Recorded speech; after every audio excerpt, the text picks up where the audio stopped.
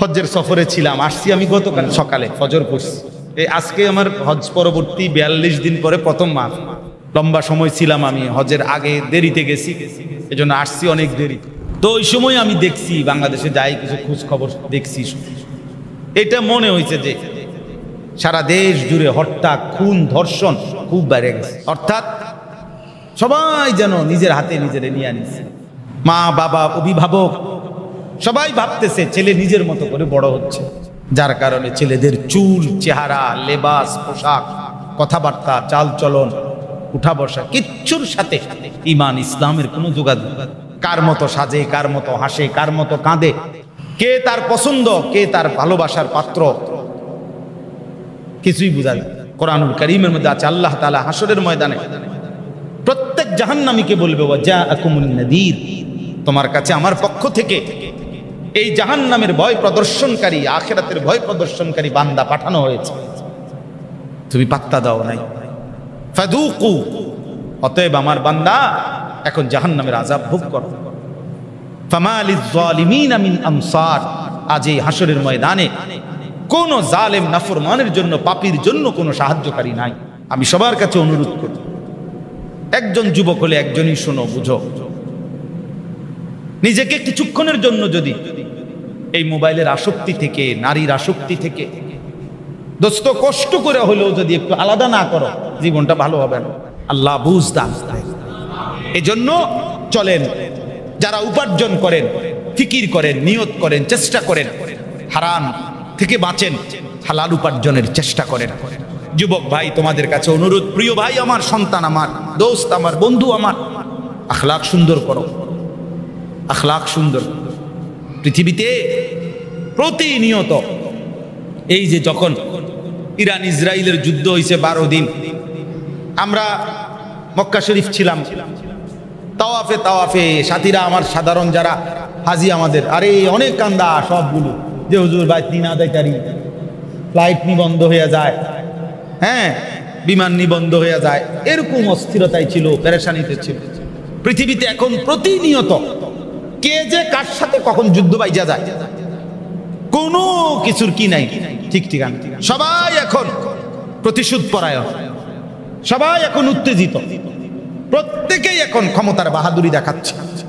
অতএব এই অশান্ত সময়, এমন সময়ে নিজে যদি ঈমান আমলের উপরে না থাকি, তাহলে নিজেরও বরবাদ, নিজের জেনারেশনেরও বরবাদ, নিজের প্রজন্মেরও বরবাদ। এজন্য ছেলেরা, বাবা, মনে করেন আমার বয়স 44 বছর, আমার 4টা সন্তান আছে, তা আমার ছোট মেয়ের বয়স 4 বছর। তাহলে আমি যদি দ্বীনের উপরে না থাকি, তা আমার সন্তান কি শিখবে? আমার কি শিখবে? আমার। এই জন্য সবাই মিলে আমরা আল্লাহর দিকে ফিরতে চেষ্টা করি। আল্লাহ আমাদেরকে তৌফিক দান করেন, আল্লাহ আমাদেরকে কবুল করেন। ব্যক্তিগতভাবে অন্যের জন্য ফিকির করা ভালো জিনিস, পরোপকার, অন্যের কল্যাণ, মানবতার সেবা, এটা ভালো কাজ। কিন্তু নিজের ফিকির করা, নিজের ঈমান, নিজের আমল, নিজের আখিরাত, নিজের জীবন, এটা আরো বেশি জরুরি, আরো বেশি জরুরি, আরো বেশি জরুরি। মনে করেন একজন অসহায়, বন্যার্ত, দুর্ত মানুষকে আমি অনেক 5 ঘন্টা ত্রাণ দিলাম, সহযোগিতা দিলাম, অনেক বড় মহৎ কাজ। কিন্তু আমার জোহর নামাজও পড়লাম না, আসরও পড়লাম না, এটা কখনোই ইসলাম সমর্থন করে না। এটা বাদ দিয়া আপনি নিজে মিটিং করছেন, বহুত বড় উনি মাতবর, 6 ঘন্টা লাগাইয়া বিশাল বড় গন্ডগোল থামাইছে, মাশাআল্লাহ, ভালো কাজ। কিন্তু এই কারণে আসরও পড়ে নাই, মাগরিবও পড়ে নাই, এশার নামাজও না, মাতবর সাহেব পড়ছে না, বাকিরা পড়ছে। এটা কখনোই ইসলাম কাম্য না। অর্থাৎ নিজেকে ভুলে গিয়ে, নিজেকে বাদ দিয়ে অপরের কল্যাণ, ইসলাম এটা অনুমোদন করে, এটা বলেন। তাইলে অপরের কল্যাণ, মানুষের সেবা নিঃসন্দেহে মহৎ কাজ, কিন্তু নিজেকে বাদ দিয়ে নয়, নিজেকে ভুলে না। এই জন্য আমার কথা হলো, এই ইসলাহি মজলিস যেটা হয়, এটার মূল ফিকির হলো আত্মসংশোধন, নিজের সংশোধন, মানে এটার মূল চাও।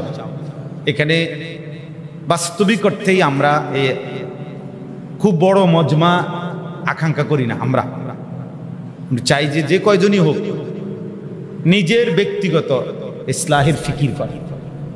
ইসলাহ মানে সংশোধন, নফস মানে নিজের, ইসলাহে নফস নিজের সংশোধন, আত্মসংশোধন, আত্মশুদ্ধি।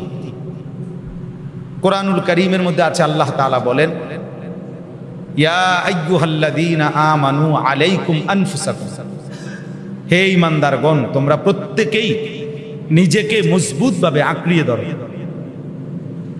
আলাইকুম আই আলজিমু, দৃঢ়ভাবে ধরো, নিজেকে গড়ো, নিজেকে সাজাও, নিজের জীবন সাজিয়ে তোলো। তাফসীরের মধ্যে আছে একজন মানুষকে, একজন মুমিনকে 5টি বিষয় সাজাইতে হয়, ঠিক করতে হয়। 1 নাম্বার ঈমান, যে বিষয়গুলো আমাকে ঈমান রাখতে হবে এগুলো পূর্ণ আমার মধ্যে আনা, যেন আমি পূর্ণ ঈমানদার হতে পারি। যেমন মনে করেন রাসূলুল্লাহ সাল্লাল্লাহু আলাইহি ওয়াসাল্লাম হাদিসের মধ্যে কথা স্পষ্ট আছে যে আল ঈমানু বিদ'উ ওয়া সাবউনা শু'বা, ঈমানের 77টা, 70-এর চাইতে বেশি শাখা প্রশাখা আছে। তো মুহাদ্দিসিন ও উলামায়ে কেরাম ব্যাখ্যা করছে যে 77টা শাখা। এখন এই 77টি ঈমানের শাখার মধ্যে 1 নম্বর প্রধান শাখা ফাআফদালুহা কাউলু লা ইলাহা ইল্লাল্লাহ, সর্বোচ্চ শাখা হলো লা ইলাহা ইল্লাল্লাহর কালেমা পড়া। কিন্তু বাকি 76টা, আরো 76টা আছে না, তো সেইটাও খুনে গুনে খুঁজে খুঁজে আমার মধ্যে আছে কোনটা, নাই কোনটা, থাকলে টিক মার্ক, না থাকলে যেটা ওইটা আনবো কিভাবে আমি, এটা ঠিক করে জরুর, এটা জরুর। সাথে সাথে আমার ঈমানের মধ্যে যেন কোনো কুফরি না আসে, শিরিক না আসে। 2 জিনিস ঈমানকে ক্ষতি করে, 1 কুফর, 2 শিরক। তাহলে এইটাও আমার জানা বুঝা যে আমার ঈমানের মধ্যে, আমার বিশ্বাসের মধ্যে কোনো কুফরি আছে কিনা, শিরিক আছে কিনা।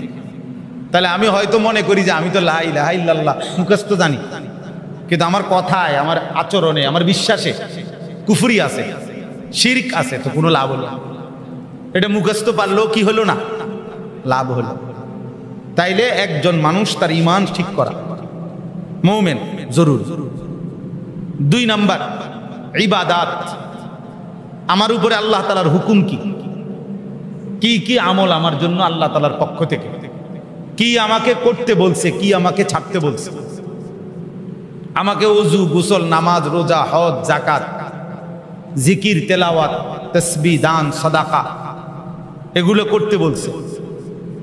চুরি, ডাকাতি, জেনা, ব্যভিচার, মদ, জুয়া, নাচ, গান, বাদ্য, অসভ্যতা, অশ্লীলতা, বেপর্দা, বেহায়াপনা এগুলো কি করতে বলছে, ছাড়তে বলছে। এগুলো ঠিক করা, এটা আমার জিম্মাদারি, এটা দ্বিতীয় দায়িত্ব। 3 নাম্বার হলো মুআমালাত। আমি সংক্ষেপে বলতেছি। মুআমালাত মানে কি, লেনদেন। জীবন চলার পথে আমরা আমাদের হায়াতের বেশি অংশ উপার্জনের পিছনে যায়, যেভাবেই হোক, বাজার, ব্যবসা, চাকরি, কৃষি, ক্ষেত, ফুল, ফসল, মিল, ফ্যাক্টরি, দেশে কিংবা প্রবাসে, যেমনি হোক উপার্জনের পিছনে আমাদের হায়াতের লম্বা সময় যায়। প্রতিদিন চিন্তা করলে 12-14 ঘন্টা উপার্জনের ফিকিরেই যায়। চাকরি হোক, ব্যবসা হোক, কৃষি হোক, যেমনি হোক, দেশে থাইকা হোক, বিদেশে থাইকা হোক। তাহলে আমার হায়াতের এই 12 ঘন্টা, 14 ঘন্টা, যেমন আমাদের যে প্রবাসী ছেলেরা, তো ওরা তো স্বাভাবিকভাবে 12 ঘন্টা ডিউটি করে, 14 ঘন্টা ডিউটি করে। অনেকে আছে 12 ঘন্টা ডিউটির পরে আবার ওভারটাইম করে, আবার আরেক কোম্পানি গিয়ে 6 ঘন্টা কি করে, কাজ করে। তাহলে প্রায় 18 ঘন্টাও ডিউটি করে অনেক ছেলে। কয়টা টাকার জন্য, একটু টাকা বেশির জন্য। তাইলে আমার হায়াতের বেশি সময় যায় উপার্জনে। সেইখানে কোনটা হালাল কোনটা হারাম এটা জানা, এটা বৈধ কাজ না অবৈধ, এটা আমার জন্য জরুরি বুঝা। এটা বুঝে নেওয়া আমার জন্য কি জরুরি। মানে আমি যেটা করতে, অনেক মানুষ আছে আপনার চালাক সারাভাবে বলে যে মাথার গাম পায়ে ফেলাইয়া টাকা কামাইছি হুজুর, এনে আবার হারাম হইব কেন? না, মাথার গাম পায়ে পড়লেই হালাল হইয়া যায় না। আপনি যদি টাটকা রৌদ্রের মধ্যে দাঁড়াইয়া একজনে মদ বিক্রি করে তো হালাল তো, কারণ রৌদ্রের মধ্যে যেহেতু মাথার গাম পায়ে পড়ছে, অতএব এটা কি হয়ে গেছে? হালাল হয়ে গেছে। একবারে ডাইরেক্ট রৌদ্রের মধ্যে দাঁড়াইয়া যদি কেউ কুকুরের গোশত বিক্রি করে তো এটা হারাম, হালাল? তাহলে এখানে পরিশ্রম শুধু যথেষ্ট না, যে আমি মেহনত করছি পয়সা কামাই করছি, জি না, মেহনত হালাল পথে করছেন কিনা সেটাও আমার বুঝে নাও। আমরা কি পরিমাণ সবাই উপার্জনের সাথে সম্পৃক্ত, কিন্তু এই ব্যাপারে জানার মানসিকতা আমাদের খুব কম। কোম্পানি যেভাবে দেয় এভাবে, কোম্পানি যেভাবে বলছে, অফিস যেভাবে বলছে এভাবে ওরাই নিয়ম বানাই দিছে। আপনি বদনা কিনলে বালতি ফ্রি, বালতি কিনলে বদনা ফ্রি, বুঝেন না? এই একটা টার্গেট পূরণ করবেন, কোম্পানি আপনার 3 দিনের জন্য কক্সবাজারে ট্যুরে নিয়ে যাবে। টার্গেট ফিল আপ করবেন, নেপাল নিয়ে যাবে, এই বকশিস দিবে, এই টাকা দিবে, এই সুযোগ সুবিধা দিবে। এখন এটা হালাল না হারাম, বৈধ না অবৈধ, এটা কি জানা দরকার না? এই জন্য মুআমালাত বহুত জরুরি বিষয়, বহুত জরুরি বিষয়। একটি মনে রাখবেন, সবাই মনে রাখবেন, নওজোয়ান তোমরাও মনে রাখবে, একটি ভালো কাজ, একটি নেক আমল আরেকটি নেক আমলের বিকল্প নয়। তার মানে কেউ যদি এই মসজিদটা পুরা করে দেয় তাহলে তো আর ওনার নামাজ পড়তে হবে না। হ্যাঁ হ্যাঁ, তাহলে বোঝা গেল মসজিদ করে দেওয়ার এই ভালো কাজটি নামাজের বিকল্প নয়। বুঝেন নাই কথা? কেউ যদি হজ করে তাহলে তো তাকে আর যাকাত দিতে হবে না। হ্যাঁ, তাহলে বোঝা গেল হজ এই ভালো কাজটি যাকাতের কি নয়, বিকল্প। তাহলে একটি ভালো কাজ, একটি নেক আমল আরেকটি নেক আমলের কি না, বিকল্প না। অতএব আমাদের লেনদেন এক্ষেত্রে অনেক মানুষ আমরা বুঝতে চাই না, দান করি তো হুজুর, না না দান করলে হবে না, উপার্জন হালাল হইতে হবে, উপার্জন হালাল হইতে হবে। কোনো হারাম করে কোনো উপার্জন দান কবুল হয় না। বলে হুজুর আপনারা তাহলে নেন, কাহ নেওয়া যায়, আপনি সওয়াব হইতো না, আপনি সওয়াব পাবেন না, কারণ সওয়াব হুজুরে দেয় না, হুজুরের আব্বাও দেয় না, সওয়াব দেয় কে? এ ওনার লগে আপনি বুঝাপড়া করে নিতে হবে। বুঝেন নাই কথা? আমি শুধু মালটা না নিলাম মসজিদের লেগে, আমি শুধু টাকাটা নিছি মাদ্রাসার জন্য, কিন্তু নেকিটা আমি দেই না, নেকি দেয় কে? আপনি ওনার সাথে বুঝে নিতে হবে। এবং তিনি জিজ্ঞেস করবেন মিন আইনা ইকতাসাবা ওয়া ফিমা আনফাক, হাদিসে স্পষ্ট আছে। আল্লাহ তাআলা জিজ্ঞেস করবেন, বান্দা বলো আয় করেছো কোত্থেকে, ব্যয় করেছো কোথায়? দুইটা মিলাই দিতে হবে। ক্রেডিট ডেবিট না মিলাইলে ব্যাংকের কর্মকর্তা বাদ যাইতে পারেন। ব্যাংকে যারা চাকরি করে তাদের নিয়ম হলো 4টার পরে তারা আয় আজকের ব্যয় মিলাইয়া দিয়ে যাইতে হয়। বুঝেন নাই কথা? এটা একুরেট করে দিয়ে যাইতে হয়। আল্লাহ তাআলা জিজ্ঞেস করবেন আয় কোত্থেকে, ব্যয় কোথায়। তাহলে হারামের কোনো উপার্জন আল্লাহ কবুল করে না। 1 কোটি টাকা 1000 কোটি টাকা দান করলো সেটা নেকি হবে না, কিন্তু মসজিদ মাদ্রাসাওয়ালারা নিতে পারবে, এটাই মাসালা। নেওয়া যায়, কিন্তু নেকি পাইতে হইলে আপনার মাল পবিত্র হইতে হবে, বিশুদ্ধ হইতে হবে, আল্লাহর সাথে আপনার মুআমালা করে নিতে হবে। আর আল্লাহ তাআলা জিজ্ঞেস করে। এজন্য হাদিসের মধ্যে আছে, তিরমিজি শরীফের হাদিস, স্পষ্ট হাদিস, আল্লাহ নবী সাল্লাল্লাহু আলাইহি ওয়াসাল্লাম বলছেন, লা তুকবালু সালাতুন বিগাইরি তুহুরিন ওয়ালা সাদাকাতুন মিন গুলুলিন, পবিত্রতা ব্যতীত কোনো নামাজ কবুল হয় না, আর হারাম কোনো উপার্জনের সাদাকা দান কবুল হয় না, কবুল হবে না। তাহলে এটা জরুরি। তাহলে আমার মুআমালাত ঠিক করা, কম হোক বেশি হোক, 1000 কোটি টাকার ব্যবসা করতেও নিষেধ নাই, কিন্তু হারাম কিনা হালাল এটা দেখতে হবে, এটা দেখতে হবে। যদি বলেন হুজুর এত কিছু বাঁচলে কি আর এখনকার যুগে সম্ভব নেই, তাহলে যেই যুগে সম্ভব আপনি ওই যুগে যান, আপনি যান ওইখানে। এটা কোনো কথা না। আপনার এই সস্তা মামুলি কথায় কোরআন সুন্নাহ ভুল হয়ে যায় না। আখেরাত এত মামুলি কথা না। আপনি এক কথা বলে দিবেন আর হাসরের মাঠে ফেরেশতা আপনারে ছেড়ে দিবে, বিষয়টা এত খামখেয়ালি না। এই জন্য 3 নাম্বার হলো মুআমালাত, লেনদেন। এটা জানা হালাল কোনটা হারাম কোনটা শতভাগ জানতে হবে। বুঝি না বললে হবে না, বুঝে নিবেন। একবার না 10 বার বুঝেন, 50 বার বুঝে নেন, 50 বার বুঝে নিবেন। তাইলে আল্লাহ তাআলা বলেন, হে মুমিন নিজেকে মজবুত করো, আঁকড়িয়ে ধরো। 1 নাম্বার নিজের ঈমান ঠিক করো, 2 নিজের আমল ঠিক করো, 3 নিজের লেনদেন ঠিক করো, 4 মুআশারাত। মুআশারাত মানে আচরণ।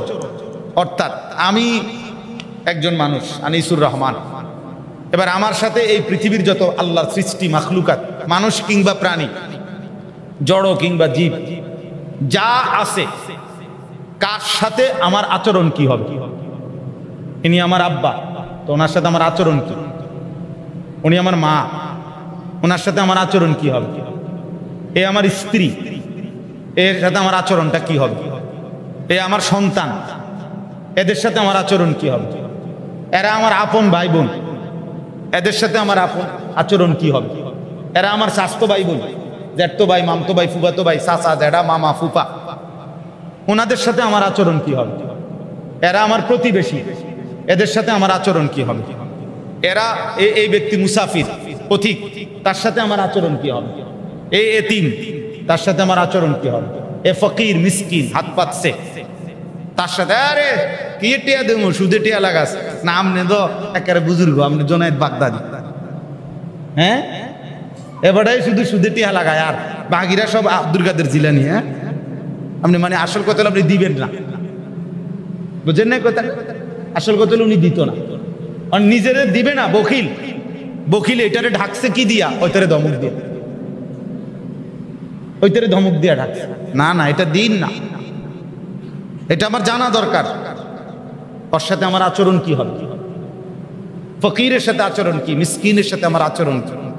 তাইলে জীবন চলার পথে প্রত্যেকটা মানুষের সাথে আমার আচরণ কি হবে, এটা ইসলাম থেকে জেনে নিতে হবে, কোরআন থেকে জেনে নিতে হবে। যেহেতু আমি মুমিন, যেহেতু আমি ঈমানদার, এটা আমার দায়িত্ব। ওয়াসাহিবে বিল জামব, কোরআন শরীফ আছে ক্ষণিকের সঙ্গী। যেমন আঙ্কেল এখন আমার পাশে বসছে, অথবা আমি ওনার পাশে বসছি কিছুক্ষণের জন্য, ঘন্টাখানিক, এই ক্ষণিকের, অথবা 5 টাকার অটো ভাড়া, ওনার লগে আমি প্যাসেঞ্জার, আমরা দুইজন বসছি, 5 টাকার ভাড়া, 5 মিনিটের পরে নাইমে যাবে, এইটুকুর সময়ের সঙ্গী। তার সাথেও আল্লাহ কোরআনে বলছে উত্তম আখলাক দেখা, উত্তম আখলাক। দৌড় বেটা তোর ফতে, তুই বেটা আমার ফতে, কে কারে সিয়ে দে, ঠেলা দে, তারে দে। ইসলাম এটা বলে না, বরং তার সাথেও কি করো? ক্ষণিকের সঙ্গী, কিছুক্ষণের সঙ্গী, তার সাথে উত্তম আচরণ করো। এই মুআশারাত একটা। এরপরে আল্লাহর সৃষ্টি বাকিগুলো, যেমন ছোটবেলায় আমরা সবাই পড়ছি যে রাসূলুল্লাহ সাল্লাল্লাহু আলাইহি সাল্লামের একজন সাহাবী পাখির বাসার থেকে 2টা পাখির বাচ্চা নিয়ে আসছে।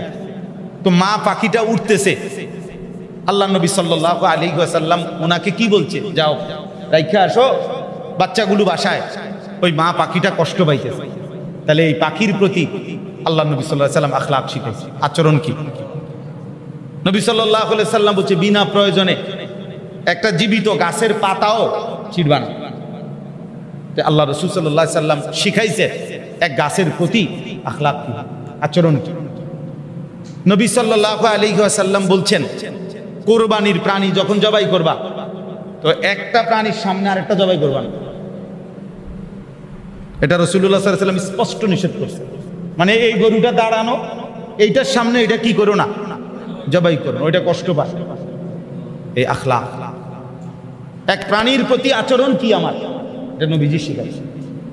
আল্লাহ নবী সাল্লাল্লাহু আলাইহি সাল্লাম বলেন, কোরবানির প্রাণী যখন জবাই করবা তার পূর্বে ছুরি খুব বেশি করে ধারালো করে নিবা, যাতে ভোতা ছুরি দিয়া পশুটাকে তুমি জবাই করতে গিয়ে অনেকক্ষণ কষ্ট দিলা, এটা ইসলাম সমর্থন করে। তাহলে এই জন্য এই মুআশারাত, আমার সাথে গোটা মাখলুকাতের আল্লাহর সৃষ্টির আচরণ কি হবে এটা জেনে নেওয়া, বুঝে নেওয়া, ঠিক করা, সুন্দর করা আমার জন্য জরুরি। 5 নাম্বার হলো আখলাক, মানে ব্যক্তি চরিত্র। আমাদের প্রত্যেকের ভিতরে কিছু চরিত্র আছে, কিছু হলো মন্দ চরিত্র, কিছু হলো উত্তম চরিত্র। এই মন্দ চরিত্রগুলো দূর করা, উত্তম চরিত্রগুলো নিজের মধ্যে আনয়ন করা। যেমন পরশ্রী কাতরতা, ঈর্ষাপরায়ণ হওয়া আমাদের একটা মন্দ স্বভাব। কারো সামান্য ভালো সহ্য হয় না, এমন মানুষ আছে না? কথা বলেন না? মানে ওইতের কিছুই হে একটু ভালো থাকলে হে হাসি দিল, দেওয়া আসে, হে হাসছে, এটা সমস্যা, হে কানছে কেন, এটাও সমস্যা। অর্থাৎ অন্যের সামান্যতম ভালো সহ্য হয় না, এমন মানুষ আছে কি না বল? এটা বদ আখলাক, এটা মন্দ আখলাক। বরঞ্চ এই আচরণ যে আল্লাহ আপনি তাকে আরো দেন, আমারও দেন, তাকে আরো দেন, আমাকেও কি, তাকেও বাড়িয়ে দেন, আমাকেও দেন, আমাকেও দেন। তাহলে এই স্বভাব আনা। হিংসা একটি মন্দ স্বভাব আমাদের প্রত্যেকের মধ্যে আছে, এটা দূর করা চাই। আল্লাহ নবী সাল্লাল্লাহু আলাইহি ওয়াসাল্লাম বলেন, অত্যন্ত ভয়ানক কথা, বিষয়টা মামুলি না।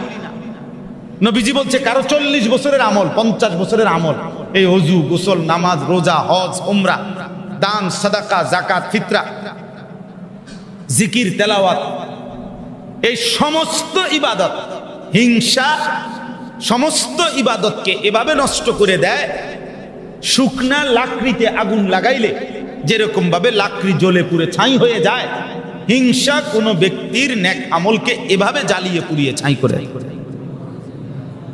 তাহলে হিংসা করলে যদি শুধু হিংসার গুনাহ হইতো, তাহলে একটা মনটারে বুঝাইতাম যে যেইটা করছি এটার গুনাহ হইছে, আমার বাকি নেক আমল তো রইছে। কিন্তু না, রাসূলুল্লাহ সাল্লাল্লাহু আলাইহি ওয়াসাল্লাম বলেন, ইয়াকুম ওয়াল হাসাদ ফা ইন্নাল হাসাদা ইয়াকুলুল হাসানাত কামা তাকুলুন নারু আল হাতাব। সাবধান, তোমরা হিংসা থেকে বেঁচে থাকো, কেননা হিংসা নেক আমলকে এভাবে খেয়ে ফেলে, আগুন যেভাবে শুকনো লাকড়িকে খেয়ে ফেলে। তাহলে এখন এটা কি দূর করার চেষ্টা করা আমাদের দায়িত্ব না? এই বুঝাইলাম আর একটা উদাহরণ দিলাম। বদ রাগ অনেকের আছে, মানে কথায় কথায় এমন রাগান্বিত হয়, এমন উত্তেজিত হয়, আর নিয়ন্ত্রণ থাকে না, নিয়ন্ত্রণ থাকে না, আফসুস করে শেষ পর্যন্ত। কিন্তু রাগের তো লিমিট থাকা চাই না, সেটার কোনো লিমিট নেই। এক মানে 19 থেকে 20 কইছে, একজনে বুদ্ধি দিছে, তাই বেডিরে তারের মতো সোজা করে লাম, রাগ একদম সোজা না, বেডি তারের মতো সোজা হয় না, শেষ পর্যন্ত তারও ছিঁড়ে যাইব, বেডি তো ছিঁড়ে যাবে। মহিলা কি হয় না, তারের মতো সোজা হয় না। আপনি যে সিদ্ধান্ত নিছেন তারের মতো সোজা করে নেবেন, হবে না। আল্লাহ নবী সাল্লাল্লাহু আলাইহি ওয়াসাল্লাম বলেন, আল মারআতু কাদ-দালঈ, নারী পাঁজরের বাঁকা হাড়ের মতো। এই হাড় সৃষ্টিগতভাবেই বাঁকা, এই যে সাটনার নি কমরেডারে এই হাড্ডিটা বাঁকা, এর মতো। ইন আকামতাহা কাসারতাহা, যদি তুমি সেটাকে সোজা করতে চাও ভেঙে ফেলবে। ইন ইসতামতা'তা বিহা ইসতামতা'তা বিহা, যদি বাঁকা রেখেই এই নারীর থেকে উপকার পেতে চাও তাহলে অবশ্যই উপকার পাবে। তাইলে আপনি প্রচন্ড রাগান্বিত হইয়া কোন নিয়ন্ত্রণ লিমিট হারাইয়া গালি গালাস করতে করতে শেষ পর্যন্ত 3 তালাক না 30টা তালাক দিয়ে দিছে, একদম যা পারছে বলছে বলিয়া। এরপরে আইসা এবারে হুজুরের কাছে আইসা বে বে করে বে, হুজুর মাথাটা ঠিক ছিল না, কি জানি মেজাজ গরম হয়ে গেছে এই জন্য বলে ফেলছি, মাথা ঠিক ছিল না। মাথা যদি আপনার ঠিকই না থাকতো তার মধ্যে লুঙ্গি খুললে হাঁটলেন, কথা বলেন না? আপনি লুঙ্গিও পরাত, গেঞ্জিও ফিন্দাত, আপনি মহিলারও চিনলেন, এবং তালাক বললে যে মহিলা বিচ্ছিন্ন হয় এইটাও আপনি বুঝলেন। আপনি মাথা যদি ঠিক না থাকে তা সালাক বললেন না কেন? তালাক বললেন কেন? আপনি সালাক বলতেন, মহিলা 1 তালাক 2 তালাক 3 তালাক। কথা বুঝেন নাই আপনি? আপনি তো সব ঠিকঠাক করলেন, সবই তো ঠিক বললেন, তাইলে মাথা ঠিক ছিল না, এটা ভুল কথা। মাথা 100 ঠিক ছিল তার, কিন্তু আপনি আপনার উত্তেজিত হালাতকে নিয়ন্ত্রণ করতে শিখেন নাই, আপনার আখলাক শিখেন নাই আপনি। সেইটা এখন শরীয়তের উপরে চাপাই দিলে হবে না যে ইসলামে তো কঠিন বানায় ফেলছে। না, আপনার সেটাটা ঠিক আর ইসলামের আইনটা কঠিন, এটা আপনি কিভাবে বলবেন? আপনার এরকম সেত্য করলো কি? কোরআনুল কারীমের মধ্যে আছে, আল্লাহ তাআলা বলছে ফাইন কারিহতুমুহুন্না শাইআন, আল্লাহ তাআলা বলছে যদি তোমার স্ত্রীর কোনো জিনিস তোমার অপছন্দ হয় তো আল্লাহ বলছে একটু সবর করো বান্দা। স্বামীকে বলছে, কেননা এর দ্বারা ফাআসা আন তাকরাহু শাইআন ওয়া ইয়াজআল আল্লাহু ফিহা না ফিহিন্না খায়রা, খুব সম্ভব। অর্থাৎ আল্লাহ তাআলা বলেন তুমি তাকে এমন অপছন্দ করছো হয়তো আজকে, কিন্তু তুমি ভেবে দেখো, এটা বের করেন আয়াত সূরা নিসার মধ্যে খুব সম্ভব। তো আল্লাহ তাআলা এর মধ্যে তোমার বহু উপকারিতা এই নারীর মাধ্যমে রেখেছেন। তুমি যে 2টা সন্তানের মুখ দেখছো, তুমি যে 4টা সন্তানের মুখ দেখছো, তুমি যে একটা সন্তানের মুখ দেখছো, এ তো এই নারীর মাধ্যমে। আল্লাহ তাআলার দয়া, আজ ভুলে গেলা এটা? তোমার জীবনের হাজারো ক্লান্তি, দিলের প্রশান্তি, সুকুন এর মাধ্যমে হয়েছে, সেটা ভুলে গেলা? তো আল্লাহ তাআলা বলছেন এটা মনে করো, এক সময় রাগ হইছ, আরেক সময় এটা ফিকির করো যে আমি তো তার দ্বারা অনেকবার উপকৃত হইছি। তাহলে এটাই বুঝাইতে চাইলাম, আখলাক ঠিক করে। তাইলে ছেলেরা, আমি আবারও বলতেছি, যারা মোবাইল বসে বসে টিপতেছে, ভাই চলে যাও, তোমার মতো অপদার্থ না বসলে ভালো। সাফ বললাম, কারোর জন্য শোনা জরুরি না, বাধ্য না, একজন শুনলেও কোনো সমস্যা নাই। কামিয়াবির জন্য, সফলতার জন্য সংখ্যা কোনো বিষয় নয়, ইসলামে সংখ্যা কোনো ক্ষেত্রে বিবেচ্য বিষয় নয়। বুঝেন নাই কথা? 10,000 মানুষ হইলে সফল, এর চাইতে কম হইলে ব্যর্থ, এ কথা কোরআন সুন্নায় নাই। 10,000-এর সামনে বললে সফল, একজনকে বললে ওই লোক ব্যর্থ, এ কথা কোরআন সুন্নায় নাই। কোরআনুল কারীমের সূরা ইয়াসিনের মধ্যে আছে 3 জন রাসূল এক এলাকায় মানুষকে কালেমার দাওয়াত দিছে দিবানিশি। ওনাদের 3 জনের দাওয়াতে, দিবানিশির মেহনতে ইমানদার হয়েছে একজন। কয়জন? ওয়াজা মিন আকসাল মাদিনাতি রাজুলুন ইয়াসআ ক্বালা ইয়া কওমি ইত্তাবিউল মুরসালিন। এই যে রাজুলুন মানে একজন, তাহলে ওনারা ব্যর্থ। নূহ আলাইহিস সালাম 950 বছর, ফালাবিসা ফীহিম আলফা সানাতিন ইল্লা 50 আমা, 950 বছর আল্লাহ কোরআনে বলছে যে দাওয়াত দিছে মানুষকে। নূহ আলাইহিস সালামের উপরে কালেমা পড়ছে 80 জন। 950 বছরের মেহনতে ঈমানওয়ালা হইছে কয়জন? তো ব্যর্থ উনি। নবী সাল্লাল্লাহু আলাইহি ওয়াসাল্লাম বলেন, হাসরের ময়দানে এমন অনেক নবী দাঁড়াবে যার সাথে একজন ইমানদার উম্মত থাকবে না, ওয়ালাইসা মাআহু আহাদ, যার সাথে একজনও নাই, তো উনি ব্যর্থ। এই জন্য সফলতা বা ব্যর্থতার জন্য সংখ্যা বিষয় নয়। সবাই চিনলে সফল, সবাই না চিনলে ব্যর্থ, এটাও ইসলাম সমর্থিত কোনো কথা না। আল্লাহ পাকের এই চিনে যতজন রে চিনে না এর চাইতে বেশি। সাহাবায়ে কেরামের নাম জানে যতজনের, জানে না এর চাইতে বেশি। বুঝেন? 1,24,000, 1.25 লাখ অথবা তার চাইতে বেশি সাহাবী আরাফাতের ময়দানে নবীজির সামনে হজ্জের সফরে ছিল। এই ১৬ লক্ষ সাহাবীর নাম পৃথিবীর কোথাও আছে? তো ওনার কোনো নাম যে জানে না, মনে করে সর্বোচ্চ নাহলে ২00-৪০০-৫০০ সাহাবীর নাম আমরা কিতাবে পাই, খুঁজলে একেবারে বাড়ি চালান দিলে। তাইলে বাকিদের এই লক্ষের চাইতে বেশি সাহাবীর নাম যে কেউ জানে না, ওনারা ব্যর্থ।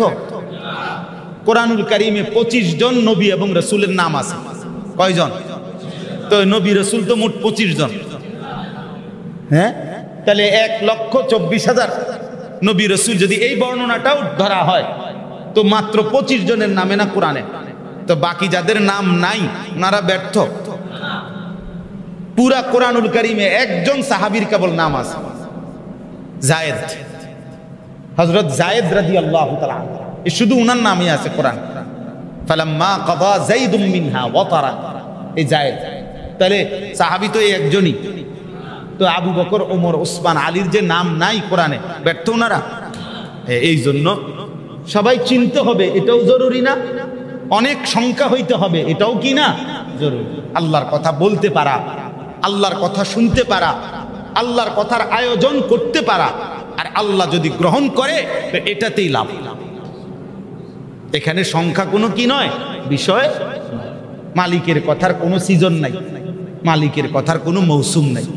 আল্লাহর কথা সব দিন সব সময়, রোদ কিংবা বৃষ্টি, আলো কিংবা অন্ধকার, রাত কিংবা দিন, সকাল কিংবা সন্ধ্যা, শনিবার কিংবা বুধবার, রবিবার কিংবা শুক্রবার, হরদম আল্লাহর কথা।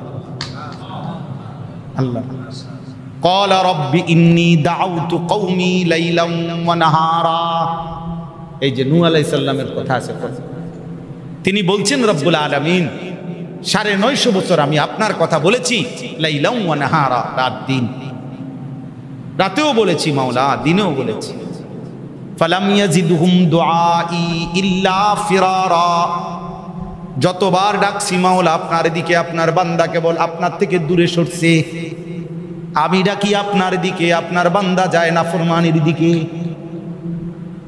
ফাইন্নী কুল্লামা দাউতুহুম লিতাগফিরা লাহুম জাআলু আসাবিআহুম ফি আদানিহিম ওয়াস্তাগশাউ সিয়াবাহুম। রব্বুল আলামিন, আমি দেখেছি আপনার বান্দাদেরকে যতবার ডাকছি তারা নিজেদের কানে আঙ্গুল দিয়ে দেয় যেন আমার কথা না শুনে, মুখে কাপড় দিয়ে ঢেকে দেয় যেন আমাকে না দেখে। ও আসাররু, বারবার জিদ দেখায়, রাগ দেখায় আমার সাথে। ওয়াস্তাকবারু ইস্তিকবারা, প্রচন্ড অহংকার আর ঔদ্ধত্য করছে আমার সাথে। আমি তবুও বলছি মাওলা। দাঈ আল্লাহর পথে যে বলতে হয় বলে, তার জিম্মাদারি বলতে থাকে, ফায়সালা সব আসমানে। কে বদলাবে কে বদলাবে না, কার কলিজায় লাগবে কি লাগবে না, কার দিল বদলাবে কিংবা বদলাবে না, সেটা কোথায়? ওইটাও এখানে হচ্ছে। এখান থেকে শুধু বলা আমাদের জিম্মাদারি, শুধু বলা। এই জন্য আমরা বলে যাই, রাতে সকাল দুপুর বলে যাই। আল্লাহ তাআলা আমাদেরকে বুঝার তৌফিক দান করেন। প্রিয় ভাই, এই নওজোয়ান ছেলে তোমাদেরকেও বলি, দোস্ত, আল্লাহর কথা শোনা দরকার।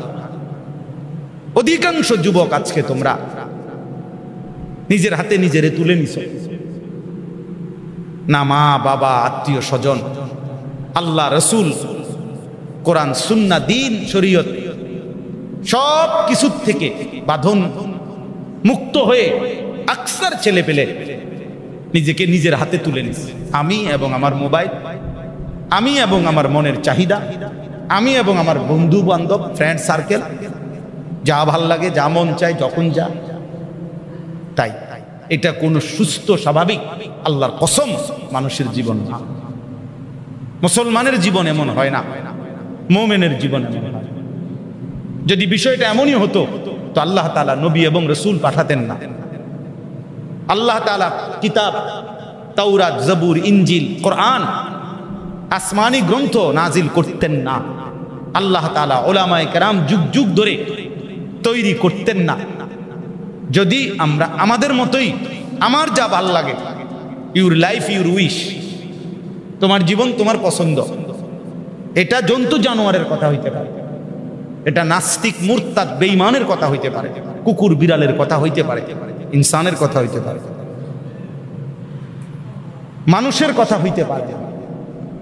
আজ মা বাবাও বোঝে না, আজ সন্তানও বোঝে না। ওরা বাচ্চা মানুষ, মা বাবা ছেড়ে দিছে, ও ওর মতো করে বড় হোক। না না, ও ওর মতো করে বড় হয় না, ও ওর মতো করে ছোট হয়। নিজেকেও ছোট হয়, মা বাপকেও ছোট করে, সমাজকেও কি করে? ছোট। সমাজকেও ছোট। কোরআনুল কারীমের মধ্যে আছে, আল্লাহ তাআলা হাসরের ময়দানে প্রত্যেক জাহান্নামীকে বলবে, ওয়া জাআকুমুন নাযীর, তোমার কাছে আমার পক্ষ থেকে এই জাহান্নামের ভয় প্রদর্শনকারী, আখিরাতের ভয় প্রদর্শনকারী বান্দা পাঠানো হয়েছে, তুমি পাত্তা দাও নাই। ফাযুকু, অতএব আমার বান্দা এখন জাহান্নামের আযাব ভোগ করো। ফামা লিয-যালিমিনা মিন আনসার, আজ এই হাসরের ময়দানে কোন জালেম নাফরমানের জন্য, পাপীর জন্য কোনো সাহায্যকারী নাই।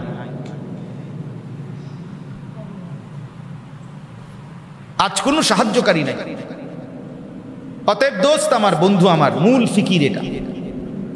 আমি সবার কাছে অনুরোধ করি, একজন যুবক হলে একজনই শোনো, বুঝো। নিজেকে কিছুক্ষণের জন্য যদি এই মোবাইলের আসক্তি থেকে, নারীর আসক্তি থেকে, দোস্ত কষ্ট করে হলেও যদি একটু আলাদা না করো, জীবনটা ভালো হবে না। সমাজের হালাত, আমি হজ্জের সফরে ছিলাম, আসছি আমি গতকাল সকালে, ফজর পড়ছি। এই আজকে আমার হজ পরবর্তী 42 দিন পরে প্রথম মাস। হ্যাঁ, আজকেই প্রথম বের হয়েছিল। গতকাল সকালে আসছি আমি, ফজর নামাজ পড়ছি আইসা। লম্বা সময় ছিলাম আমি, হজের আগে দেরিতে গেছি, এজন্য আসছি অনেক দেরি। তো ওই সময় আমি দেখছি, বাংলাদেশে যাই কিছু খোঁজ খবর দেখছি, এটা মনে হয়েছে যে সারা দেশ জুড়ে হত্যা, খুন, ধর্ষণ খুব বেড়ে গেছে, খুব বেড়ে। অর্থাৎ সবাই যেন নিজের হাতে নিজেরে নিয়ে আনিছে, বাঁধন ছাড়া, বাঁধন ছাড়া। মা বাবা, অভিভাবক সবাই ভাবতেছে ছেলে নিজের মতো করে বড় হচ্ছে,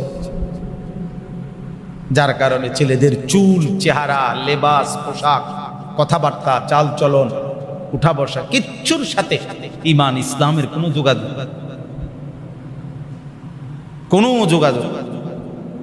কার মতো সাজে, কার মতো হাসে, কার মতো কাঁদে, কে তার পছন্দ, কে তার ভালোবাসার পাত্র, কিছুই বোঝা যায় না। 10টা ছেলে, 10 জনের চুল 10 রকম, 10 জনের কথাবার্তার রং 10 রকম, এক একজন এক এক মডেলের, এক এক ফ্যাশনের। আস্তাগফিরুল্লাহ, এটা কি কোনো কথা হলো? হাদিসে আছে, আল্লাহর কসম, আমি নিজে পড়ছি ভাইয়া, ছেলেরাও শোনো ভাই। রাসূলুল্লাহ সাল্লাল্লাহু আলাইহি ওয়াসাল্লাম সাহাবায়ে কেরামের সাথে যখন বসতেন, হাদিসে স্পষ্ট আছে, দূরের কোনো নতুন আগন্তুক, অপরিচিত নতুন কোনো মানুষ যদি আসতো মদিনায়, তো রাসূলুল্লাহ সাল্লাল্লাহু আলাইহি ওয়াসাল্লামকে চিনবার জন্য ওই এখানে উপস্থিত কোনো কাউকে জিজ্ঞাসা করতে হইতো, মান ফিকুম মুহাম্মদ, আপনাদের মধ্যে মুহাম্মদ কোন জন, এটা জিজ্ঞাসা করতে হইতো। তো সাহাবীরা বলে দিতেন, হুয়া ফিনা মুহাম্মদ, ইনি আমাদের মুহাম্মদ সাল্লাল্লাহু আলাইহি ওয়াসাল্লাম। অর্থাৎ সাহাবায়ে কেরামের চুল, দাড়ি, লেবাস এত বেশি পরিমাণ আল্লাহর নবীর নমুনা ছিল যে আগন্তুক নতুন মানুষ চিনতে কি হইতো? কষ্ট হইতো। এতটা ওনারা আন্তরিকতার সাথে ভেতরটাও বদলাইছেন, বাহিরটাও কি করছেন। আমি নিজে কিতাবে পড়ছি, আস-সিরাতুন নবুবিয়্যা, সৈয়দ আবুল হাসান আলী আন-নদভী রাহমাতুল্লাহ আলাইহির লিখিত কিতাব। নবীজি সাল্লাল্লাহু আলাইহি ওয়াসাল্লাম যেদিন মক্কা থেকে হিজরত করে মদিনায় গেছেন, তো মদিনার কুবা নগরীতে গিয়ে প্রথম ঢুকছেন। তো মদিনার সব মানুষ রাসূলুল্লাহ সাল্লাল্লাহু আলাইহি সাল্লামকে অভ্যর্থনা জানানোর জন্য আসছে। নবীজি সাল্লাল্লাহু আলাইহি সাল্লামের সাথে তখন কে ছিল? একজন সাহাবী ছিল, কে? হযরত আবু বকর সিদ্দিক রাদিয়াল্লাহু তাআলা আনহু। এই আবু বকর সিদ্দিক এবং নবীজি সাল্লাল্লাহু আলাইহি সাল্লাম আয়েশা দুইজন দুইটা খেজুর গাছের নিচে বসছে, দুইজন দুই গাছের তলে, গরম প্রচন্ড থেকে আয়েশা মাত্র বসছে। তো লোকজন দলে দলে আসতেছে, তো আয়েশা, সবাই তো নবীজিকে দেখে নাই, নবী সাল্লাল্লাহু আলাইহি সাল্লামকে দেখছে সর্বোচ্চ 70 থেকে 75 জন লোক, যারা ওই বাইআতে আকাবা মিনায় গিয়া হজ্জের সময় মুসলমান হয়েছিল নবীজির হাতে, ওরা বাকিরা কোনো দেখে নাই। এখন দুইজন যে বসছে দুইখানে, দুই গাছের নিচে, তো ওনারা আয়েশা, কেউ ওনার সাথে মুসাফা করে, কেউ ওনার সাথে মুসাফা করে, যার যারে বুঝে বসছে যেমনে। আবার এই পাশে আয়েশা একজন আরেকজনের জিগায়, কে মানে কোনজন রাসূল সাল্লাল্লাহু আলাইহি সাল্লাম, নবীজি কোনজন? তো ওই পুরাতনটা দেখায় দেয় উনি। হ্যাঁ, তো হযরত ওই কিতাবে লিখছে হযরত আবু বকর সিদ্দিক রাদিয়াল্লাহু তাআলা আনহু এটা খেয়াল করছে।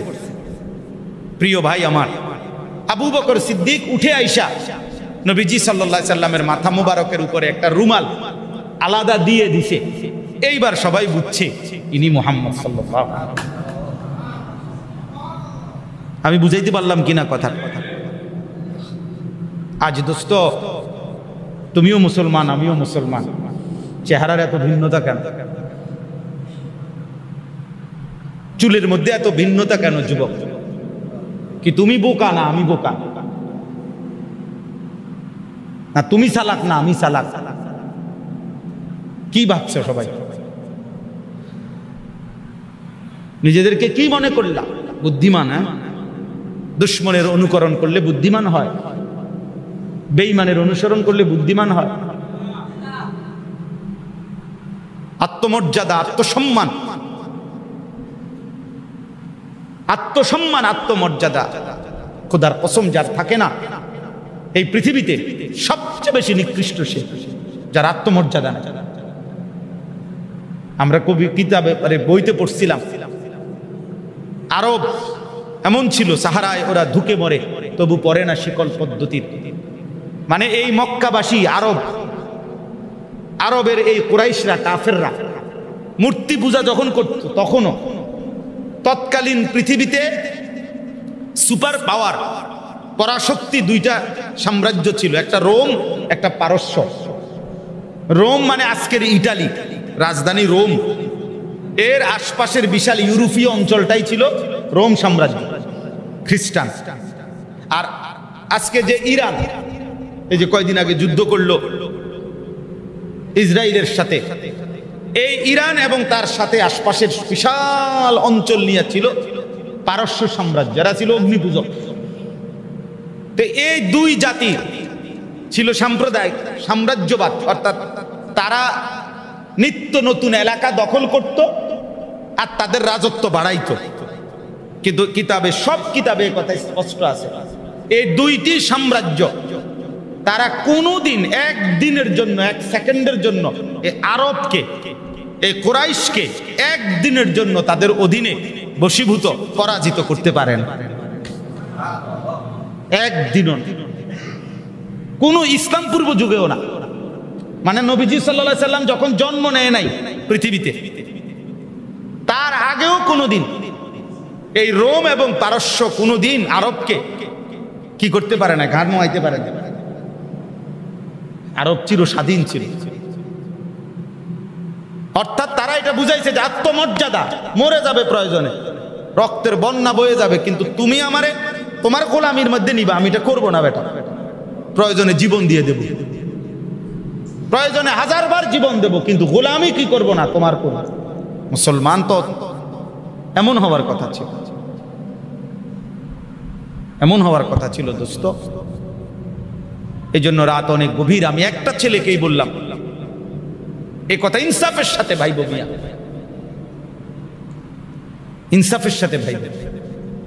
হাদিসের মধ্যে আছে, কিতাবে তারিখে, নবীজি সাল্লাল্লাহু আলাইহি সাল্লামের একজন সাহাবী হযরত রিবিঈ ইবনে আমের, রিবিঈ ওনার নাম, খাটো সাহাবী ছিলেন। পারস্যের যুদ্ধে উনি গেছেন, তো উনার শরীরের চাইতে উনার তরবারি লম্বা ছিল। তো উনি যখন পারস্যের সেনাপতি রুস্তম, তার দরবারে গেছেন প্রথম ইসলামের দাওয়াত নিয়া। তখন তার রাজ দরবারে ঢুকবার সামনে যে দারোয়ান, এই দারোয়ান তাকে জিজ্ঞাসা করছে, তুমি মুসলমানদের প্রতিনিধি, দূত? বলছে হ্যাঁ। বলছে তো তোমরা কি লেগে আসছো? বলছে যুদ্ধ করতে। কয় তুমি যুদ্ধ করবা? বেটা যুদ্ধ করে আকল আসেনি তো, বেটা কি যুদ্ধ করবা? তোর শরীরের থেকে দি তোর তলোয়ার বড়, তো কি যুদ্ধ করবা? তখন আমরা নিজে পড়ছি কিতাবে, ওই সাহাবী রিবঈ বলছিল, বেটা তরবারি যুদ্ধ করে না, এই বাজু মানে এই হাত যুদ্ধ করবে, তুমি দেখবানি এই হাতের শক্তি বলছিল মানে। তো তখন তিনি বলছিলেন যে তোমার দরবারে, রাজবাড়ির দরবারের সবচেয়ে মজবুত যে ঢাল, আগের দিনে তরবারির সাথে আরেকটা কি থাকতো, ঢাল, এই ঢাল এটা আনো। তো উনি আনাইছে, সে আনাইবার পরে বলছে তো তোমাদের একজন মজবুত সৈন্যকে বলো এটা ধরতে, টাইট করে ধরতে কও। তো ধরছে, ধরার পরে এই সাহাবী তার তরবারি বাহির করে আল্লাহর নাম নিয়ে একটা কোপ দিছে মাঝখানে, এটা ভাঙ্গা টুকরা হইয়া ওই 10 মাইল দূরে উঠে গেছে। তখন সে বলছে দারোয়ান রে, এবার দেখছো যুদ্ধ কে করবে? তখন যখন ভিতরে ঢুকছে, এই মহাবীর রুস্তম জিজ্ঞাসা করছিল এই সাহাবীকে যে কেন আসছো তোমরা আমাদের অঞ্চলে?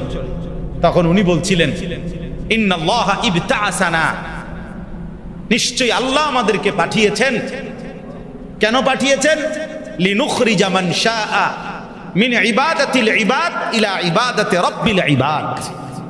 আমরা এসেছি আল্লাহর ইচ্ছায় মানুষকে মানুষের গোলামি থেকে মুক্ত করে মানুষের মালিক যিনি রব আল্লাহ, তার গোলামির দিকে ফিরাইয়া দিতে।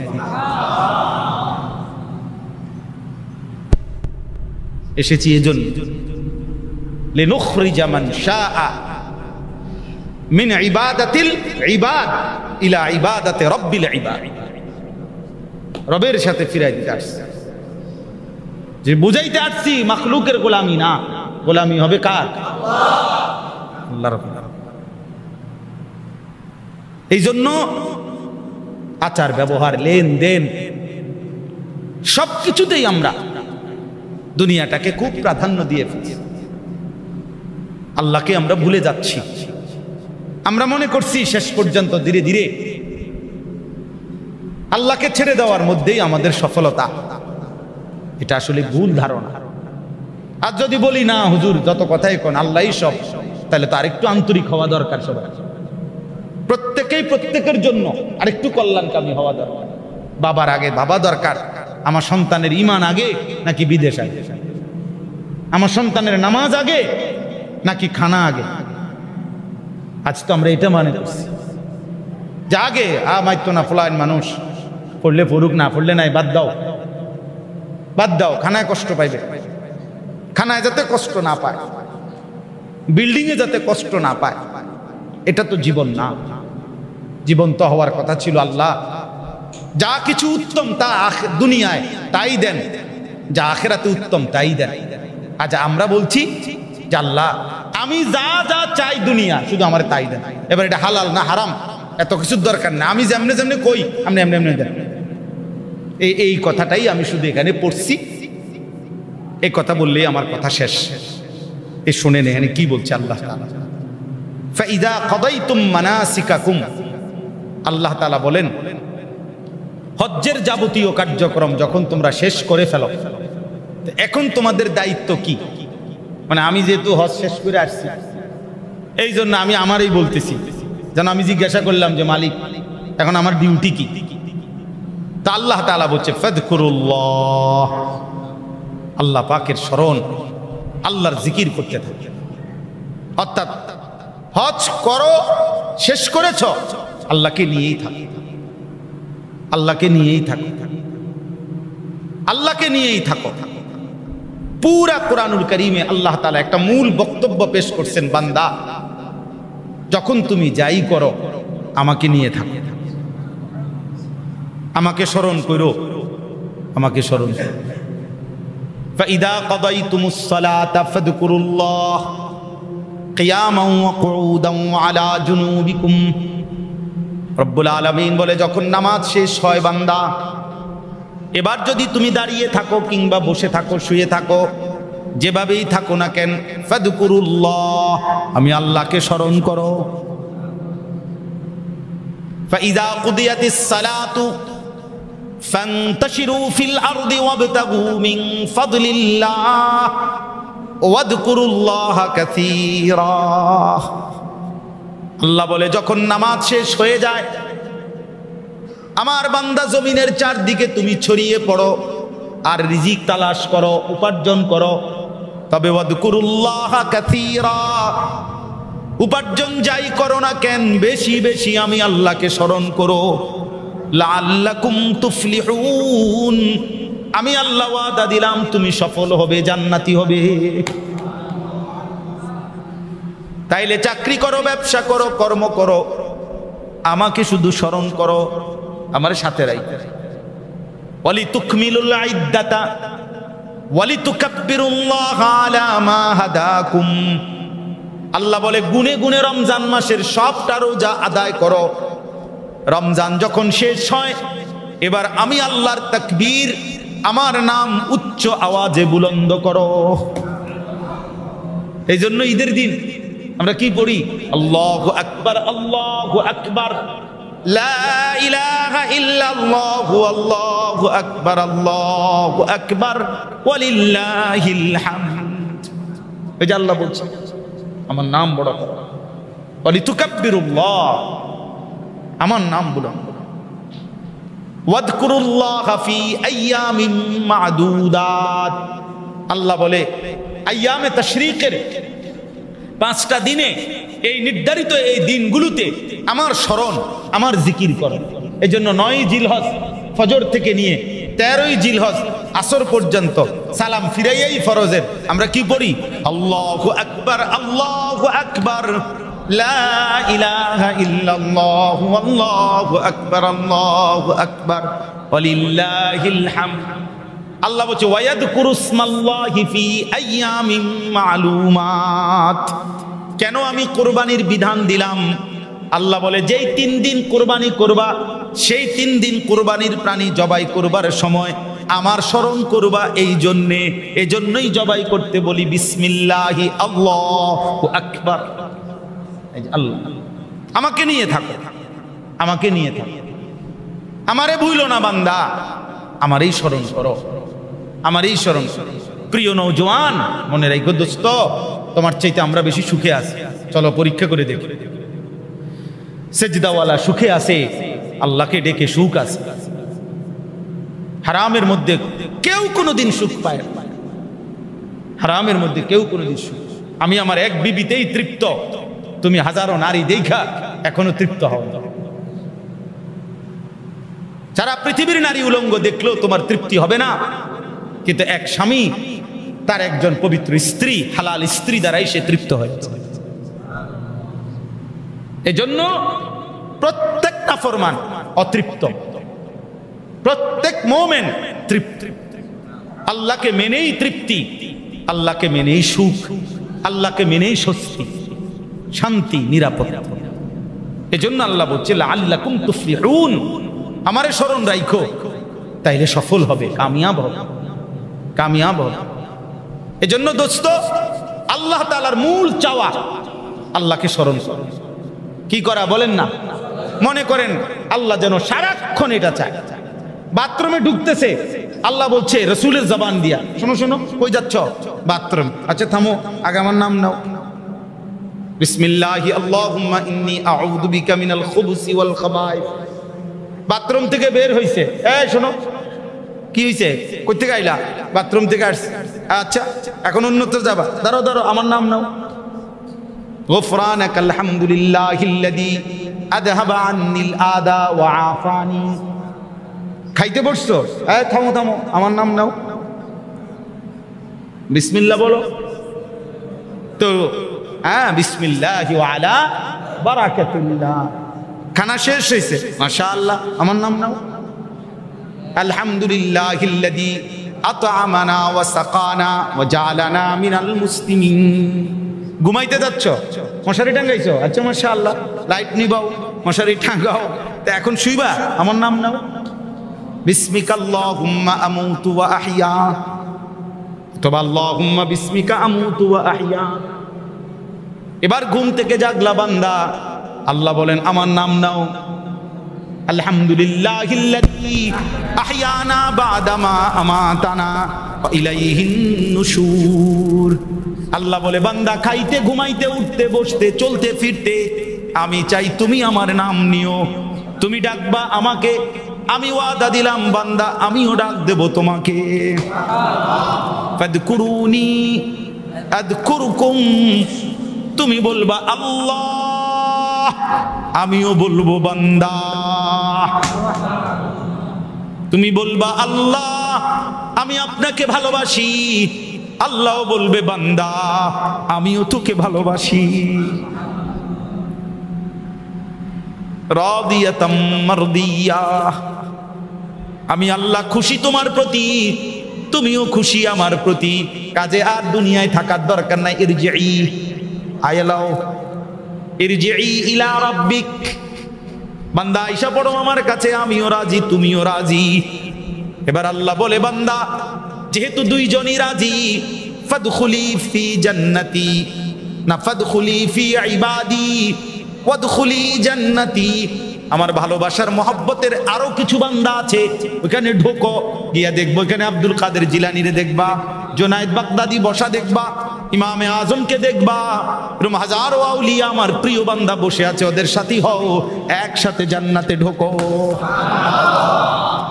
ওয়াদখুলি জান্নাতি, চলো বন্ধু, বন্ধু তোমারও আছে আমারও আছে, তুমিও বন্ধু পাইবা আমিও পাবো ইনশাআল্লাহ। সেজদাওয়ালারও বন্ধু হবে, বিড়িওয়ালারও বন্ধু হবে, মদওয়ালারও বন্ধু হবে, জুয়াওয়ালারও বন্ধু হবে, মোবাইলের নর্তকীরও তুমি পাইবা, আর ইমানদার তার হুর আর জান্নাতের হুরকেও পাবে। আল্লাহ আমাদেরকে বুঝতাম। অতএব আল্লাহকে স্মরণ করা, কাকে স্মরণ করা? শেষ। ফাইদা কাদাইতুম মানাসিকাকুম ফাযকুরুল্লাহা কাযিকরিকুম আবাআকুম আও আশাদ্দা যিকরা।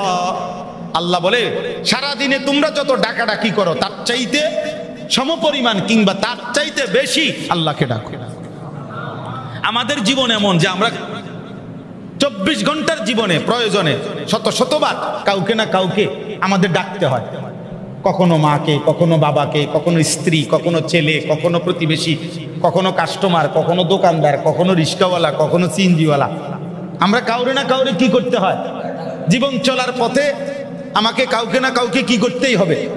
তো আল্লাহ বলেন যত ডাকাডাকি করো সেই পরিমাণ আল্লাহকে ডাকো, অথবা তার চাইতে বেশি পরিমাণ আল্লাহকে ডাকো।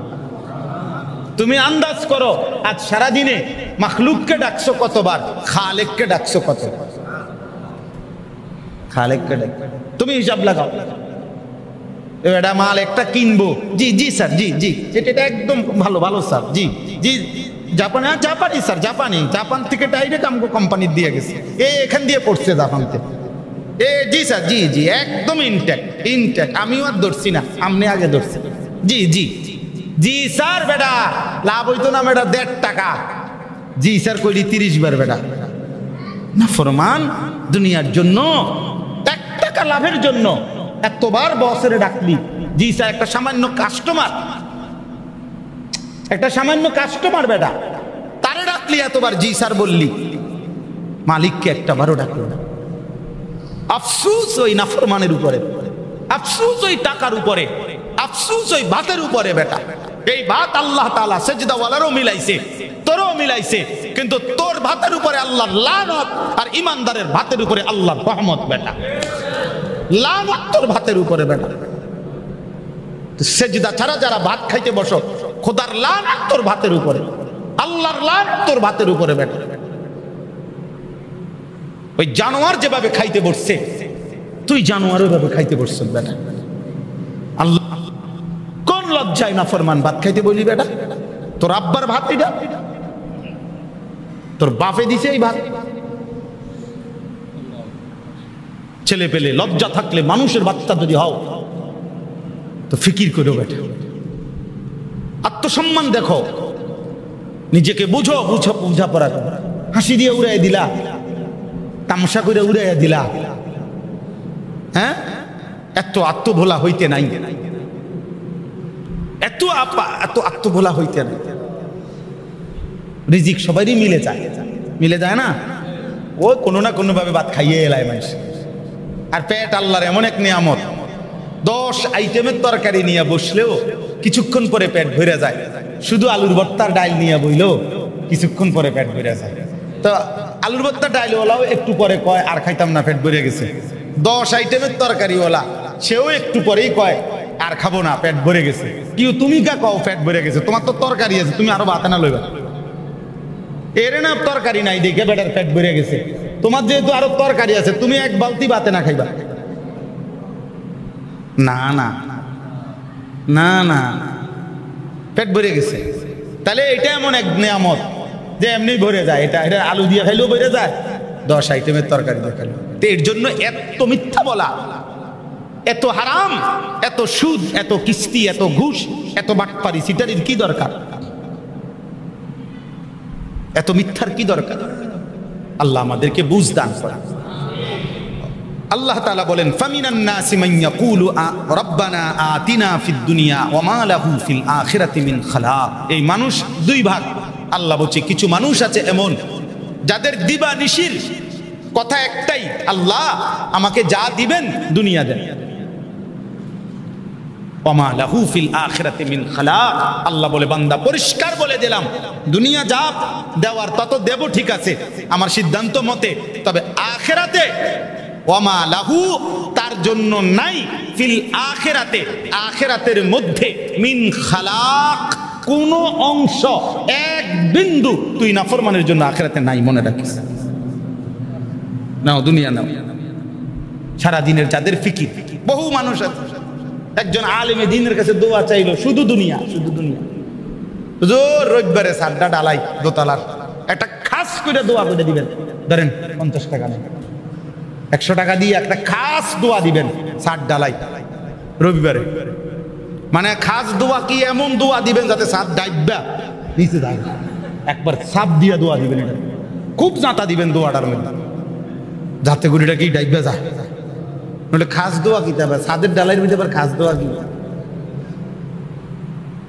মোটরসাইকেলের জন্য খাস দোয়া। এই বিটটা কিনতাম চাইতেছি, হুজুর খাস করে দোয়া। হুজুর 10 জনের দোয়ায় আল্লাহর রহমতে, হ্যাঁ 12 লাখ টাকা সুদে কিস্তিতে মিলাইয়া লইছি পোলাটার লাগিয়া। আল্লাহর রহমতে সোমবারে ফ্লাইট, খাস করে দোয়া করবেন। কি খাস দোয়া করতো? এই দোয়া করতো যে আল্লাহ তার সুদে বরকত দেন, নাকি? তো কি দোয়া করতো? কি বলেন মাওলানা?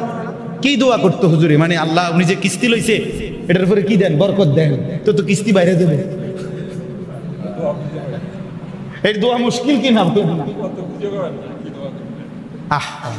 কেমনে দোয়া করবে? এই দোয়া করবে কিভাবে? হারামের উপরে যদি কেউ দোয়া করে, ওই ইমাম সাহেবের তো ইমান থাকবে না, জানেন না এটা?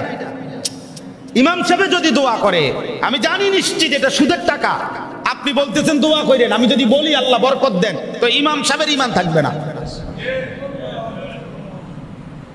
হারামের উপরে দোয়ার কি নাই? মদ খাইতে বিসমিল্লাহ বলা যাবে নি? তো হারামের উপরে কিসের দোয়া? আবার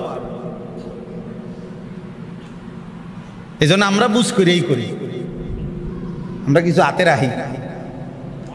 জি জি জি, আমি পিঠের থেকে বাঁচানোর ব্যবস্থা করেই রাখি। আমি সবসময় বলি, আপনি এত সোজা পাইবেন না হুজুরে, হুজুর ঠিকই বুঝ করে দোয়া করে। হুজুরের পিঠা ঠিক রাখে, যে পিঠার থেকে কেমনে বাঁচতে হবে এটার পলিসি আছে আমাদের কাছে। আপনার বলতাম না, কন্যা লোক হইতাম। তাইলে বুঝাইতে চাইলাম, শুধু দুনিয়া চাওয়া। আল্লাহ বলে এমনটা করো না বান্দা, তাহলে কিন্তু আমি আখিরাতে একটু অংশ দেব না। এরপরে শেষ, ওয়ামিনহুম মান ইয়াকুলু রাব্বানা আতিনা ফিদ দুনিয়া হাসানা ওয়া ফিল আখিরাতি হাসানা ওয়া কিনা আযাবান নার। রব্বুল আলামিন বলে আমার অনেক বান্দা আছে এমন যারা দিবানিশি আমি আল্লাহকে বলে আল্লাহ দুনিয়া যা দিবেন উত্তমটা দিবেন, দুনিয়া দিবেন তো উত্তম দিয়েন, হালালটা দিবেন, যেটা হালাল সেটাই উত্তম, যেটা উত্তম সেটাই হালাল। ওয়াফিল আখিরাতি হাসানা, আখিরাতেও যা দিবেন উত্তমটাই দিবেন। ওয়াকিনা আযাবান নার, যাই দেন মাওলা দিয়েন, তবে জাহান্নামের আযাব থেকে মাফ করে দিয়েন। আল্লাহ বলেন উলাইকা লাহুম নাসীবুম মিম্মা কাসাবু, আমার এমন বান্দা যে দুনিয়াও উত্তম চায় হালাল, আখিরাতেও উত্তম চায়, এমন বান্দা যাই অর্জন করবে আমি সব কিছুর বিনিময় গুনে গুনে হাসরের ময়দানে দেব। উলাইকা লাহুম নাসীব বিমা মিম্মা কাসাবু, যা অর্জন করবে আমার বান্দা আমি প্রত্যেকটা থেকে একটা অংশ নেকি আখিরাতে তারে বুঝায়া দেব। আল্লাহু সারিউল হিসাব, আল্লাহ বড় দ্রুত হিসাব গ্রহণকারী। আল্লাহ বলেন খুব জলদি জলদি আমি নেককারের জান্নাত বুঝায় দেব, খুব জলদি জলদি আমি নাফরমানের জাহান্নামও বুঝায় দেব। জান্নাতও দেব, দিয়ে দেব, দেরি করব না, জাহান্নামও দেরি করব না, দিয়ে দেব। সারিউল হিসাব, খুব দ্রুত হিসাব গ্রহণকারী। এজন্য রাত গভীরে চলে নিজে প্রত্যেকেই এই দুই জিনিস, এক হলো আল্লাহকে স্মরণ করা। কাকে স্মরণ করা? আর দুই হলো জীবনে আল্লাহর কাছে দুনিয়া চাইবেন তবে উত্তম, আখিরাত চাইবেন উত্তমটা, জাহান্নাম থেকে মুক্তি চান, হালাল চান। আপনি নিয়ত করেন, সিদ্ধান্ত নেন যে আল্লাহ হারাম আমারে খাওয়ায়েন।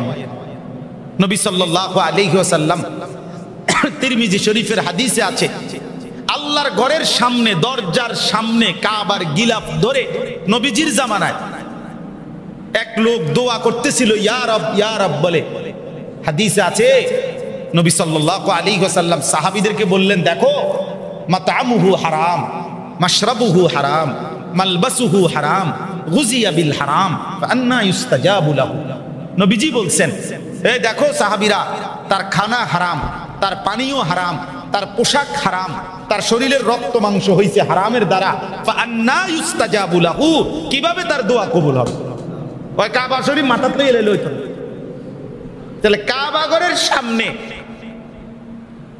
দরজার সামনে দাঁড়িয়ে যদি হারাম করার দোয়ার অবস্থা হয় এই, তো এখানে এই রহিমানগর কচুয়ার অবস্থা কি? তা এনে বইয়া দোয়ার হালাত কি? আল্লাহ বুঝদান। এই জন্য চলেন, যারা উপার্জন করেন, ফিকির করেন, নিয়ত করেন, চেষ্টা করেন, হারাম থেকে বাঁচেন, হালাল উপার্জনের চেষ্টা করেন।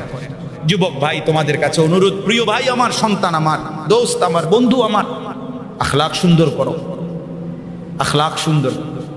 পৃথিবীতে প্রতিনিয়ত এই যে যখন ইরান ইসরায়েলের যুদ্ধ হয়েছে 12 দিন, আমরা মক্কা শরীফ ছিলাম, তাওয়াফে তাওয়াফে সাথীরা আমার, সাধারণ যারা হাজি আমাদের, আরে অনেক কান্দা সবগুলো যে হুজুর বাইত না দেয়তারি, ফ্লাইট নিবন্ধ হয়ে যায়, হ্যাঁ বিমান নিবন্ধ হয়ে যায়, এরকম অস্থিরতায় ছিল, পেরেশানিতে ছিল। পৃথিবীতে এখন প্রতিনিয়ত কে যে কার সাথে কখন যুদ্ধ বাইজা যায় কোনো কিছুর কি নাই, ঠিক ঠিকানা। সবাই এখন প্রতিশোধ পরায়ণ, সবাই এখন উত্তেজিত, প্রত্যেকেই এখন ক্ষমতার বাহাদুরি দেখাচ্ছে। অতএব এই অশান্ত সময়, এমন সময়ে নিজে যদি ঈমান আমলের উপরে না থাকি, তাহলে নিজেরও বরবাদ, নিজের জেনারেশনেরও বরবাদ, নিজের প্রজন্মেরও বরবাদ। এজন্য ছেলেরা, বাবা, মনে করেন আমার বয়স 44 বছর, আমার 4টা সন্তান আছে, তা আমার ছোট মেয়ের বয়স 4 বছর। তাহলে আমি যদি দ্বীনের উপরে না থাকি, তা আমার সন্তান কি শিখবে? আমার কি শিখবে? আমার। এই জন্য সবাই মিলে আমরা আল্লাহর দিকে ফিরতে চেষ্টা করি। আল্লাহ আমাদেরকে তৌফিক দান করেন।